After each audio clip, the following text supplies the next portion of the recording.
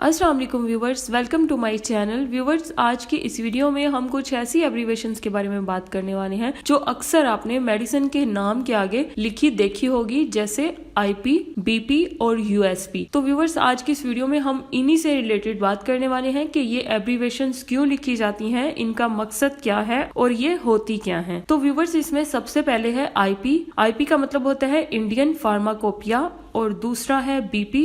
BP का मतलब होता है ब्रिटिश फार्माकोपिया और तीसरा है यूएसपी। यूएसपी का मतलब होता है यूएस फार्माकोपिया। तो व्यूवर्स, एक्चुअल में ये जो फार्माकोपिया है ये एक बुक होती है मेडिसिन से रिलेटेड, यानी आप कह लें कि इसमें जो है हर मेडिसिन से रिलेटेड इंफॉर्मेशन दी होती है, जैसे इस मेडिसिन का यूज क्या है, इसके साइड इफेक्ट्स क्या होते हैं और इन मेडिसिन की इंस्ट्रक्शंस के बारे में लिखा होता है, कॉन्ट्राइंडिकेशंस क्या होते हैं, इसकी डोजेज क्या होती है और इस मेडिसिन को कब बनाया, किसने बनाया, इस मेडिसिन को किस तरीके से स्टोर करना है और कौन कौन से केमिकल टेस्ट से पता चलता है कि ये यही मेडिसिन है। तो व्यूअर्स, ये जो सारी की सारी इंफॉर्मेशन है ये आपको फार्माकोपिया बुक में मिलेगी। यानी आप कह सकते हैं कि ये जो बुक है मेडिसिन की हर डिटेल जो है वो आपको फार्माकोपिया बुक के अंदर ही मिलेगी। तो व्यूवर्स, ये इसका मतलब होता है। अब ये क्यों लिखी जाती है, जैसे यहाँ पे